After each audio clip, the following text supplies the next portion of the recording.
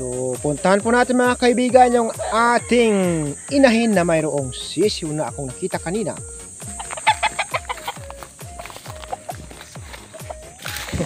Grabe, ayan. Ayan po siya mga kaibigan yung ating inahin. Ito yung mga kaibigan ay mistiso lang yung inahin natin. Ayan. So, may sisiw na po tayong nakita. So, tingnan po natin mga kaibigan ang kanyang sisiw kung ilan po ang kanyang sisiw. So, disclaimer lang, this video is for entertainment purposes only. So, time out muna po tayo mga kaibigan. Tingnan ko lang po kung ilan po ang kanyang sisiw na nililimliman. So, ayan po mga kaibigan, nabilang na po natin kung ilan po ang kanyang sisiw na napisa. Mayroon po siyang 7.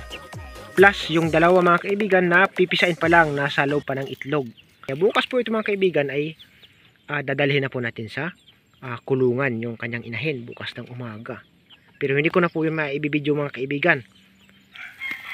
Sa hapon ko na lang po ulit yun ibibidyo sa pagpatuka na po ng ating mga sisiw at saka mga tandang. Ayan. So bukas ko na po ito mga kaibigan ililipat. So papisain muna po natin ang dalawang sisiw na sa kanyang itlog dahil malapit na rin po siyang mapisa. So ayan lang po mga kaibigan ang ating update sa ating inahin na mayroong sisiw. So i-update ko na lang po kayo bukas mga kaibigan. So thank you so much po sa inyong lahat. Huwag po ninyong kalimutang mag-like, mag-share at higit sa lahat mag-subscribe para lagi pa rin po kayong updated sa mga susunod kong video na i-upload. Hanggang dito na lang mga kaibigan. Magandang hapon po sa inyong lahat. God bless us all. Bye-bye you. Chewing.